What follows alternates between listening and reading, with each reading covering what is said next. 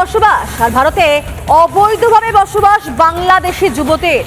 নাম হারিয়ে যুবতীর বসবাস স্বরূপনগরে। ভারতে থাকার জন্য বানিয়ে ফেলে আধার কার্ড, প্যান কার্ড পর্যন্ত। স্বরূপনগরে তেতুলিয়া খালপাড়ার ঘটনা। এই ঘটনায় দুজনকে গ্রেফতার করেছে পুলিশ। গ্রেফতার করা হয়েছে অঙ্কিতা ওরফে চুমকি শিকদারকে। গ্রেফতার করা হয়েছে তার সাজানো মা শ্যামলী শিকদারকে। এই ঘটনার পর থেকেই পলাতক বিশ্বনাথ শিকদার। শ্যামলী এবং বিশ্বনাথের বিরুদ্ধে ভুয়ো নথি বানানোর অভিযোগ। এখানে এসে থাকে, মানে কিছুদিন দেখছি বাড়িঘর করছে। আচ্ছা, এইগুলো দেখছি, বেশি দিন আসিনি। কতদিন হয়েছে এখানে এসেছে? এখানে 1 বছর মতন হয়েছে। ভাড়া বাড়ি থাকে ঘর। তিনি এখানে এই যে আধার কার্ড, ভোটার কার্ড সব মানে বানিয়ে ফেলেছে, কিভাবে? ওইটাকে আমি বলতে পারবো না কি করে বানিয়েছে।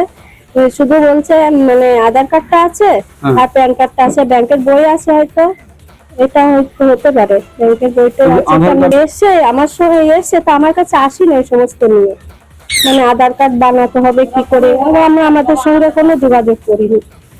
হয়তো লাগবে, কেননা নিয়ে গেছে 1 বছর এখানে থেকে গেছে, মানে একটু তো লাগবে।